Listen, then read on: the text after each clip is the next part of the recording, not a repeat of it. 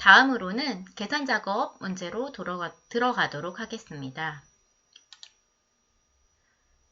실제 시험을 볼 때는 개인적으로는 함수 문제를 먼저 푸시기보다는 내가 자신 있는 부분, 예를 들면 피벗 테이블이라든지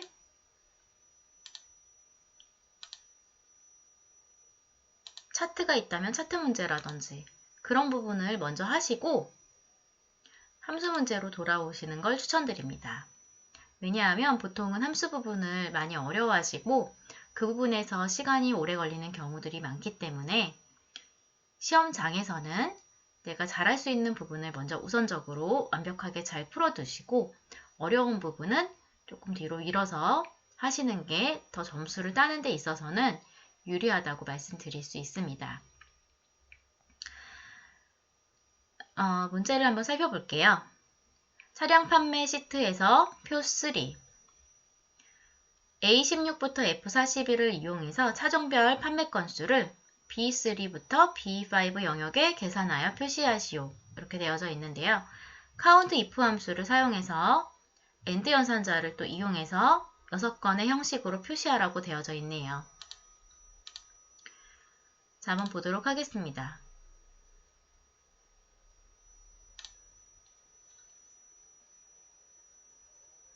표 3 부분을 이용하라고 되어져 있었기 때문에 아래쪽 영역을 한번 살펴볼게요. 이렇게 살펴보고 차종별 판매 건수를 나타내라고 되어져 있었네요. 자, 그렇다면 함수를 작성해야 되니까 랜덤을 먼저 찍어주고요. count if 함수를 써보도록 하겠습니다.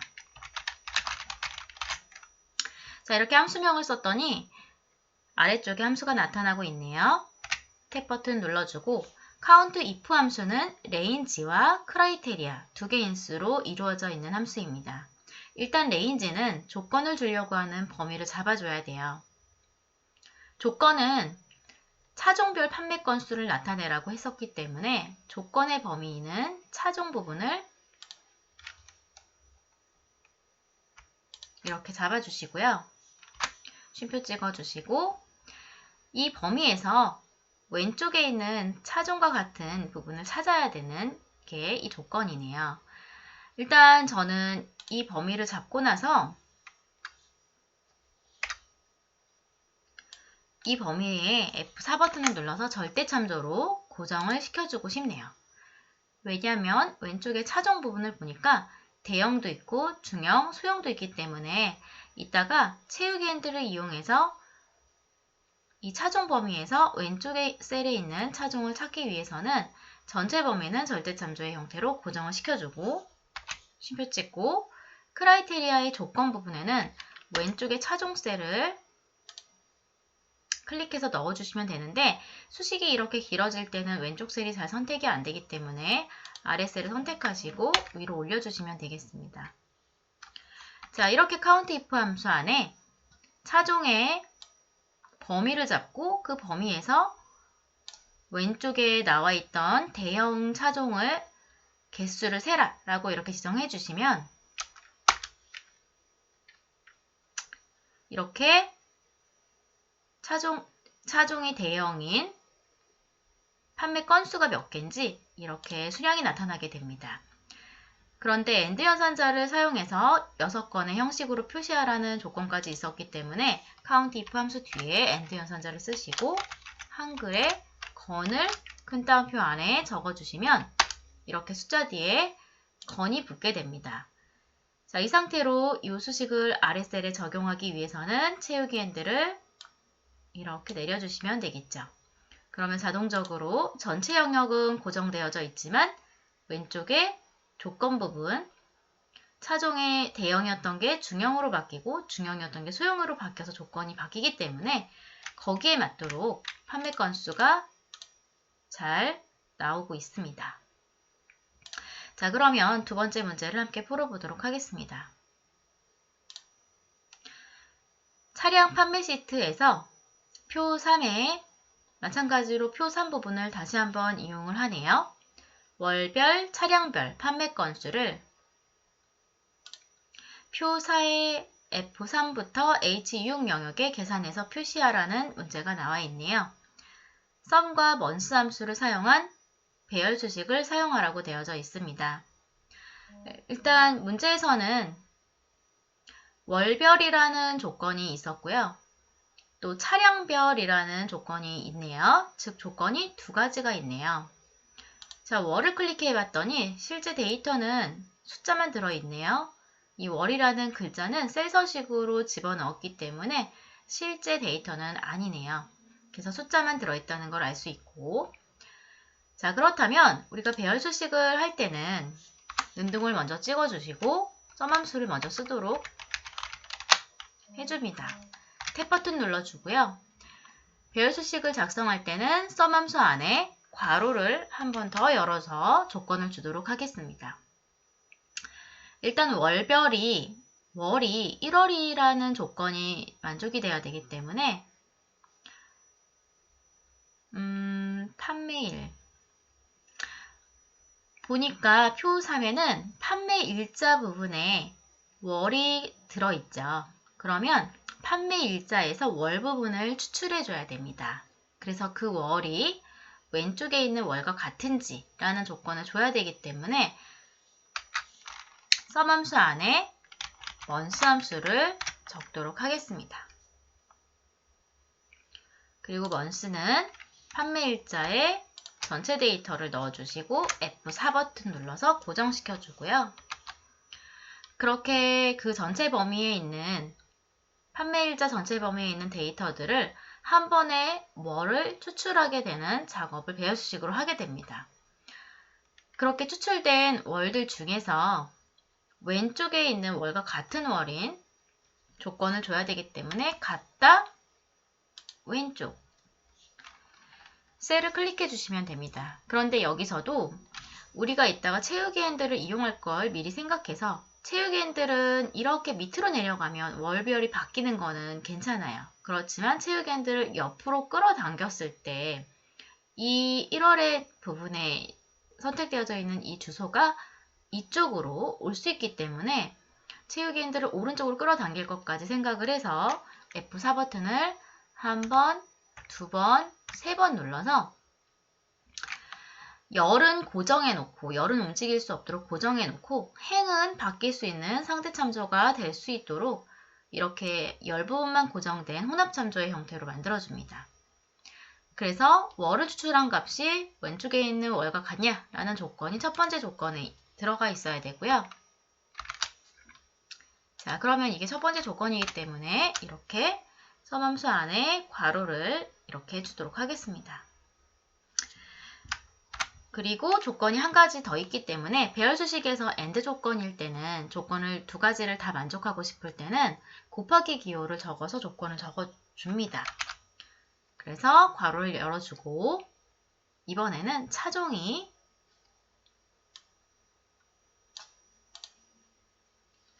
대형이다 라는 조건을 만족해야 되기 때문에 차종의 전체 범위를 이렇게 넣어주시고요. F4 버튼 눌러서 전체 범위는 고정시켜 줍니다. 그 전체 범위에서 뭐랑 같아야 되냐면 차종의 종류가 대형과 같다라는 조건이 필요합니다. 자, 대형이 적혀져 있는 셀을 클릭했더니 F2 셀이 상대 참조의 형태로 나오고 있어요.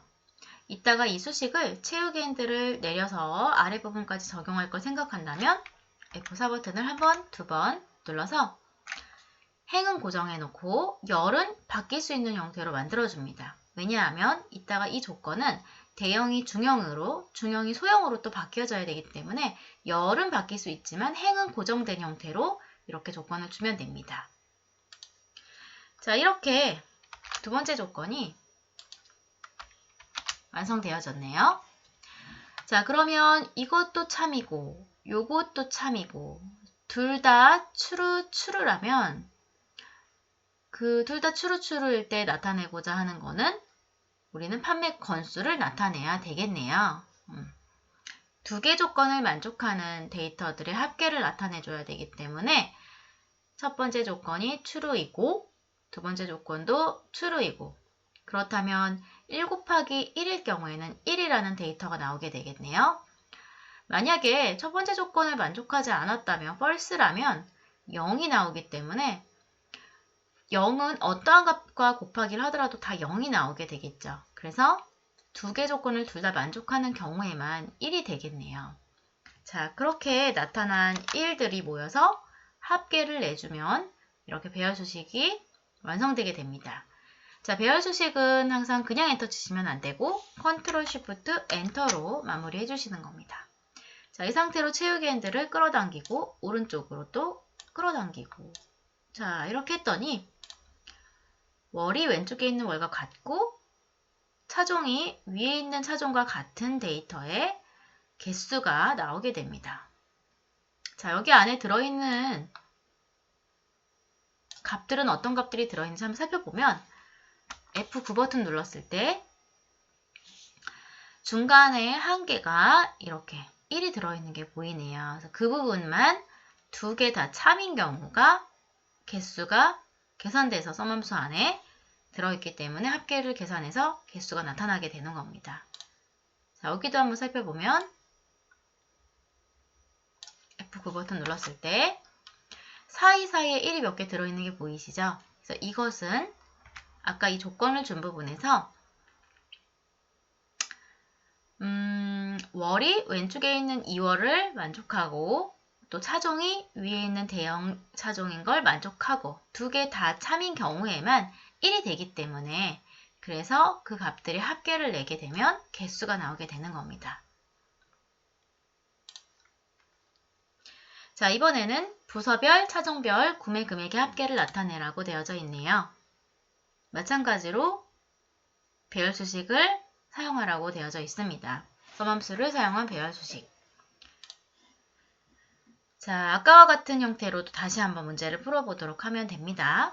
눈등호를 찍어주고 썸함수를 써줍니다. 탭 버튼 눌러주시고 괄호를 한 번 더 열어주시고요. 부서명의 전체 범위를 잡을 때 컨트롤 쉬프트 아래 방향키 눌러주시면 빠르게 잡을 수 있고요. 고정시켜준 다음에 그 범위에 있는 값이 왼쪽에 있는 부서명과 같다라고 조건을 주고요. F4 버튼을 한 번, 두 번, 세 번 눌러서 A열은 고정하되 행고정은 풀어줍니다. 그래야 A열로 딱 고정이 되어져 있기 때문에 이따 채우기 핸들을 오른쪽으로 옮기더라도 부서명은 그대로 되고요. 채우기 핸들을 밑으로 내릴 때는 부서명이 바뀌어지게 됩니다. 자, 그렇게 조건을 주고 또 두 번째 조건으로는 차종이 대형과 같다라는 조건이 또 필요하기 때문에 차종의 데이터 영역을 컨트롤 쉬프트 아래 방향키 눌러서 F4 버튼 눌러서 고정해주고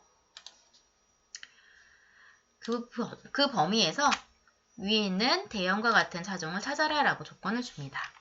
자, 여기서도 F4 버튼을 한 번, 두 번 눌러서 행은 고정되어져 있어야 이따 채우기 핸들을 내릴 때 대형이라는 요 셀 부분이 아래로 내려가지 않고요. 만약에 채우기 핸들을 오른쪽으로 옮길 때는 대형은 중형으로, 중형은 소형으로 바뀌어져야 되기 때문에 열은 풀려있고 행이 고정된 형태로 조건을 주게 됩니다. 자, 이 상태로 괄호를 닫고 썸 괄호까지 닫아주시면 됩니다. 컨트롤 쉬프트 엔터 치면 부서명이 영업 일부이며 차종이 대형인 수가 금액의 합계를 나타내라고 되어져 있었군요. 자, 그럼 제가 실수를 했는데 끝에 한 가지 더 곱하기를 해줍니다. 무엇을 곱해주냐면 구매 금액 부분을 컨트롤 쉬프트 아래 방향키 F4 버튼 눌러서 금액 부분을 이렇게 넣어서 고정시켜 줍니다. 그 세 개의 조건을 다 곱하기를 해줘야 최종적으로 이 조건이 참, true일 때, 또 이 조건이 참, true일 때, 두 개 조건이 다 true일 때 1 곱하기 1 곱하기 구매 금액이 되기 때문에 구매 금액을 뽑아내게 됩니다. 그렇게 뽑아진 구매 금액의 전체 합계를 나타내는 썸함수가 바깥쪽에 있기 때문에 그렇게 두 개 조건을 만족하는 구매 금액들이 다 나오게 되면 그것의 합계를 나타내게 됩니다. 컨트롤 쉬프트 엔터. 채우기 핸들을 내리고 옆으로 당기고. 자, 이렇게 해주시면 부서별, 차종별, 구매 금액의 합계가 나타나게 되는 겁니다. 자, 이번에는 4번 문제를 해보도록 하겠습니다.